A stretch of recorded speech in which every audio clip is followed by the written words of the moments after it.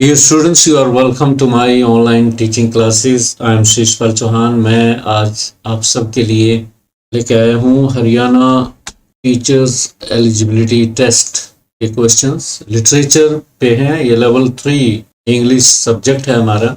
Multiple choice questions on English literature. Right, let's begin now. जल्दी जल्दी हम इसको लेके चलेंगे ताकि कम समय में अधिक काम कर सकें. Let's begin now. Live class fourth. This is fourth class. Directions question 1 to 17. Write the name of the poet who wrote or the character who uttered the lines given below. आपको नाम लिखना है कवि का या लेखक का या करेक्टर का जिन्होंने निम्नलिखित पंक्तियां बोली हैं. और लिटरेचर की लाइंस हैं. आप love let's be true to one another, for the world which seems hath really neither joy nor love, nor light, nor certitude, nor peace, nor help for pain. तो ऑप्शन है Alfred Lord Tennyson ने ये लिखी है line, या फिर Christina Rossetti ने लिखी हैं, या मैथ्यू आर्नल्ड ने लिखी हैं, या रॉबर्ट ब्राउनिंग ने लिखी हैं. आपको बतानी. तो गैस आप लगाते रहिए. तो आपको ये बता देते हैं कि मैथ्यू आर्नल्ड की ये डोवर बीच एक पोएम है, उसकी कुछ लाइनें भी दिखा रहा हूँ मैं आपको. Matthew Arnold from Dover Beach by Matthew Arnold. The sea is calm tonight, the tide is full, the moon lies fair upon the straits on the French coast blanched land. The sea of fate was once too at the full and round earth shore. तो ये sea of faith के बारे में है. Loss of faith due to modernisation और industrial revolution in England, the people were losing faith in God. तो उसके बारे में है पोएम. और आगे बढ़ते हैं. ये पूरी है. सोफोक्लिस लॉन्ग एगो, ये इज द फुल पोएम. तो ये थी मैथ्यू आर्नल्ड की पोएम. सेकंड क्वेश्चन है, O my love is like a red red rose that's newly spring in June. ये जो पोएम है, ये पंक्तियां भी ऐसी बिगिन होती हैं, स्टार्ट होती है. तो ऑप्शन है John Donne, Spenser, Robert Burns और Francesco Petrarca, usually called Petrarch. Petrarch ये सोनेटियर है. पेट्रार्कन सोनेट और विलियम शेक्सपियर ने भी अपने टाइप के सोनेट डेवलप किए थे. 14 लाइन के होते हैं उनके. तो ये रॉबर्ट बर्न्स की लाइंस हैं. O my love is like a red red rose. और ये कहाँ की है? This title poem is one of Scotland's most loved song है. लिरिक टाइप है. Thus let me live unseen leave. This is word leave है यहाँ पे originally. Let me live unseen unknown, thus unlamented let me die, steal from the world and not a stone tell where I lie. तो कौन से poet थे जो unseen बिल्कुल इस तरह से मरना चाहते थे, इस तरह से इस दुनिया को छोड़ के जाना चाहते थे कि कोई उनको याद ही ना करे, कोई किसी तरह की फॉर्मेलिटी ना करे. तो ऐसे पोइट कौन थे? ऑप्शन 4 हैं. Thomas Gray, William Wordsworth, Alexander Pope या जॉन मिल्टन. तो आपको इन ऑप्शंस में से देना है. तो अलेक्जेंडर पोप की ये लाइन है, सॉलिट्यूड. आपने पोएम पढ़ी होगी सॉलिट्यूड, उसमें ये लाइनें लिखी हैं उन्होंने. Odd on solitude by Alexander pope. तो ये लाइन भी आपको मैं दिखा रहा हूँ, आप इनको अगर मन हो तो पढ़ लेना बाद में. Better to reign in hell than serve in heaven. ये कहाँ से ली गई हैं लाइनें और बोलने वाला कौन है? सैटर्न, डॉक्टर पॉस्टस या मेफिस्टोपलिस या बिलजेबुल. मेफिस्टोपलिस और डॉक्टर पॉस्टस, ये तो है डॉक्टर पॉस्टस एक प्ले हुआ क्रिस्टोफर मार्लो का, उसके 2 कैरेक्टर हैं. ये मेन हीरो है. मेफिस्टोपलिस एक मैसेंजर ऑफ सैटर्न है. और 2 कैरेक्टर इसमें पैराडाइज लॉस्ट में से है, सैटर्न और बिलजेबुल का. तो better to reign in hell than serve in heaven. These lines were spoken by Saturn in The Paradise Lost, written by John Milton. John Milton के द्वारा लिखा गया था. Saturn uttered the above lines in Milton's Paradise Lost. Mind is its own place and in itself can make heaven of hell a hell of heaven. तो ये lines किसने कही थी? सैटर्न ने कही थी, बेल्ज़ेबब ने कही थी, या फिर मेफिस्टोफेलिस ने कही थी। ये दो कैरेक्टर डॉक्टर पोस्टस के हैं। ये मेफिस्टोफेलिस उसी में होता है डॉक्टर पोस्टस में। क्रिस्टोफर मार्लो का ये प्ले है। विलियम शेक्सपियर से पहले क्रिस्टोफर मार्लो हुए जिन्होंने ब्लैंक वर्स का चलन किया था। इससे पहले भी ब्लैंक वर्स आई थी, तो किसी ने स्टार्ट की थी, इंट्रोड्यूस की थी, उसका भी नाम बताऊंगा मैं आपको। फिलहाल आप ये बताएं कि mind is its own place and in itself can make a heaven of hell and hell of heaven. Mind is its own place. कहता है जब डॉक्टर पोस्टस ने पूछा what is hell, what is heaven, तब उन्होंने जवाब दिया था मेफिस्टोफेलिस ने कि mind is its own place. Mind एक जगह होती है जिसमें इंसान खुद अपने दिमाग को ही हेल बना लेता है, अपने दिमाग को ही स्वर्ग बना लेता है। तो actually these lines were spoken by Mephistopheles in Doctor Faustus. और उधर सैटर्न भी इस तरह की बात करता है जब वो हेल में ओवरथ्रो कर दिए जाते हैं गॉड के द्वारा। Mephistopheles uttered the above lines to Dr. Faustus in Christopher Marlowe's famous play Dr. Faustus when the latter asked the former about heaven and hell. Every cloud has a silver lining. Who is the creator of this line? बहुत quotable quote है, every cloud has a silver lining। तो अंधकार में भी कोई चमक होती है जो आशा की किरण होती है। आशावादी लाइन है, काफी आशावादिता का संदेश देती है। रॉबर्ट ब्राउनिंग की है, थॉमस हार्डी की है, जेन ऑस्टिन की है, जॉन मिल्टन की है। बताइए आप किसकी है ये? तो ये लाइन है द ओरिजिन। पहले देख लेते हैं the origin of the idiom every cloud has a silver lining. This line was written in 1634 when he wrote Comus. In Greek mythology, Comus is the god of festivity, revels and nocturnal dalliance. Comus is a masque in honor of chastity, or written by John Milton. It was first presented on Michaelmas 1634 before John Egerton, first Earl of. तो John Milton की line है ये, Every cloud has a silver lining. So this is written by John Milton. ये masquerade क्या होता है? Short allegorical dramatical entertainment होती है of the 16th and 17th centuries, performed by mask actor. चेहरे पे मास्क लगा के ये कुछ एक्शन करते थे कैरेक्टर्स। एलिगरी सिंबलाइज होती थी, कोई ना कोई मॉरल मैसेज भी होता था, और बुराई को के प्रतीक बनते थे, कुछ अच्छाई के प्रतीक बनते थे। इस तरह से एलिग्रीज होती थी। To be or not to be, that's the question. Famous line है लिटरेचर में, अल्फ्रेड प्रूफ्रॉक की है, हैमलेट की है, मैकबेथ की है, किंग लियर की है। बताइए। तो this is very very famous soliloquy by Hamlet in the play Hamlet. ही प्ले का नाम है, विलियम शेक्सपियर का प्ले है। तो फेमस प्ले है उसकी, हैमलेट की ही सोलिलोक्वी है। और ये कॉम्प्लेक्स भी बन जाता है, ये काम करें या ना करें, दुविधा का डिलेमा। तो उसके लिए भी ये लाइन यूज होती है।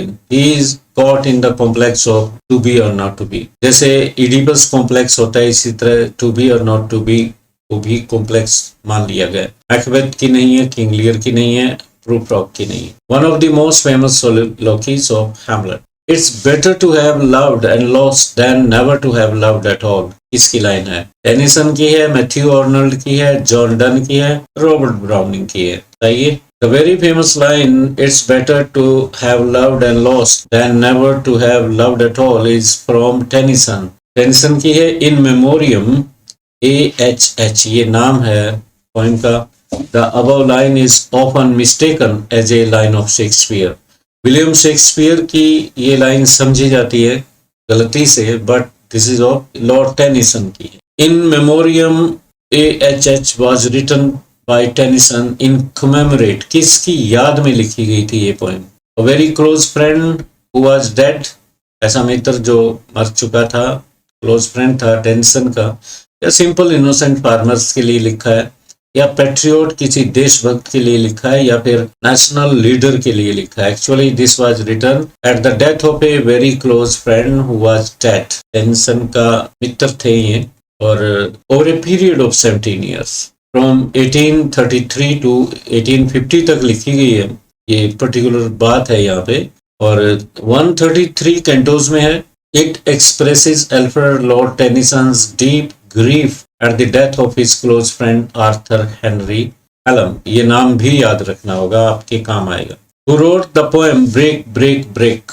Elizabeth Jennings, Elizabeth Barrett Jennings, Elizabeth Barrett Browning या रॉबर्ट ब्राउनिंग या स्टीफन स्पेंडर, किन्होंने लिखी है? It was written by Alfred Lord Tennyson. Break, Break, Break in a poem by Alfred Lord Tennyson. It was written during early 1835 and published in 1842. The poem is an elegy that describes Tennyson's feelings of loss after Arthur Henry Hallam's death. अपने मित्र की याद में ये line है, poem है, break break break. Who is the author of Nature Red in Tooth and Claw? तो Alfred Tennyson, पूरा नाम बेरन टेनिसन, रॉबर्ट फ्रॉस्ट की लाइनें हैं या वॉल्ट विटमैन या विलियम वर्ड्सवर्थ। नेचर की बात आती है तो आप विलियम वर्ड्स की तरफ जाओगे, but this is not true. Nature William Wordsworth के लिए काइंड थी, दयालु थी विलियम वर्ड्सवर्थ के लिए, और रॉबर्ट फ्रॉस्ट ने नेगेटिव साइड है नेचर की, वो देखी है, जो खतरनाक होती है, भयंकर टेरिबल साइड नेचर की उन्होंने बयान की है। तो जिसमें तूफान आते हैं, अर्थक्वेक आते हैं, तहस नहस हो जाता है सारा कुछ एकदम। जब प्रकृति रौद्र रूप में होती है, गुस्से में होती है, तो वो रूप इन्होंने दिया है। तो ये रॉबर्ट फ्रॉस्ट की लाइन है। Nature red in tooth and claw, this phrase was already used in literature but very commonly this line is ascribed to Tennyson. दी जाती है टेनिसन को ये लाइन। और nature red in tooth and claw ये Robert Frost ने अपनी poetry में वो जो साइड है वो दी है, but line goes to Alfred Lord Tennyson की लाइन है। ये ध्यान देना इस बात का कि टेनिसन की लाइन है, जबकि रॉबर्ट फ्रॉस्ट ने जो प्रकृति का रौद्र रूप होता है उसके लिए भी ये यूज किया है। हालांकि लाइन डिटो या यूज नहीं की, परंतु उन्होंने जो पहलू है प्रकृति का वो शो किया अपनी पोइट्री में। Trade softly because you trade on my dreams. कि ट्रेड मीन्स वॉक, धीरे धीरे चलिए क्योंकि आप मेरे सपनों के ऊपर चल रहे हो, ऐसा ना हो कि मेरे सपने कुचले जाए।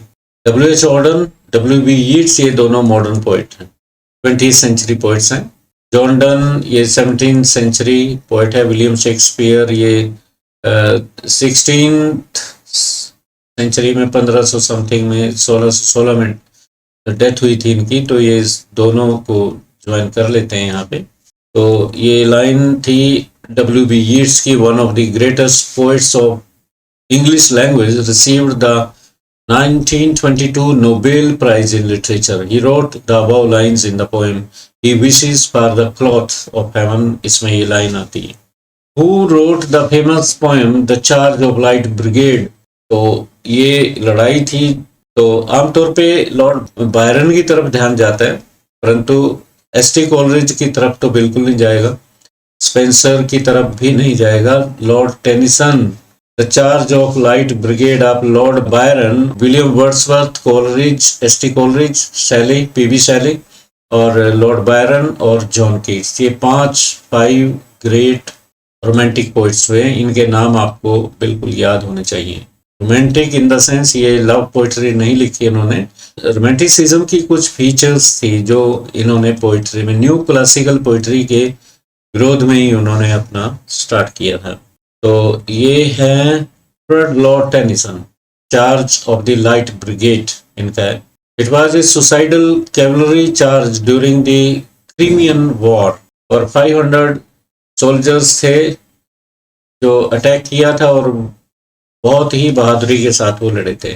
2 roads diverged in wood and I took the road less traveled by. Robert Bridges, Robert Frost, Robert Browning या रॉबर्ट साउदे, आप जानते होंगे रॉबर्ट फ्रॉस्ट की लाइन्स हैं, फेमस लाइन है, difficult choices make our personality unique. Robert Frost, the road not taken की है। Water water everywhere nor any drop to drink, very famous line. John Keats की नहीं है, पीबी शैले की भी नहीं है, वो टू वेस्ट विंड में अच्छी फेमस लाइन्स हैं इनकी, और वर्ड्सवर्थ की भी नहीं है। This is from S T. Coleridge, famous line है। The rime of the ancient mariner, ये पोएम थी, बहुत लंबी पोएम, और 1797 में लिखी गई। Speaker is a sailor. तो डिटेल में नहीं जाते, हम फटाफट करेंगे। 30 क्वेश्चन है और 14। सीजन ऑफ मिस्ट एंड मेलो फ्रूटनेस कहाँ की लाइन है, कौन सी पोएम की? Ode to autumn, ode on Grecian urn, या ऑड टू नाइटिंगेल, या ऑड ऑन इंडोलेंस। तो this is from ode to autumn by John Keats. John Keats की ये ऑड है, ये सारी ऑड जॉन कीट्स की है, राइट। तो आगे चलते हैं। Where are the songs of spring, ode to autumn में कही गई ये लाइन, या ग्रेशन आर्न में कही, या नाइटिंगेल में, या इंडोलेंस में? जॉन कीट्स की ही पोएम है सारी। तो आपको बता दूं, ये ऑड टू ऑटम में कहा गया कि बसंत के गीत कहाँ चले गए, पतझड़ की बात है, तो ये रॉन्गली कहा गया। This is from ode to autumn. Where are the songs of spring, right. I wandered lonely as a cloud, William Wordsworth की है, जॉन कीट्स की है, लॉर्ड बायरन की है, पीबी शैले की है। तो ये विलियम वर्ड्सवर्थ की है, और डैफोडिल्स पोएम का नाम है जिसमें से ये लाइन ली गई। I gazed and but little thought what wealth the show to me had brought. John Dryden poet हैं, जॉन डन है, या एस.टी. कोलरिज है, और आपको पता होगा ये भी डैफोडिल्स की ही लाइन्स है। Daffodils written by William Wordsworth की।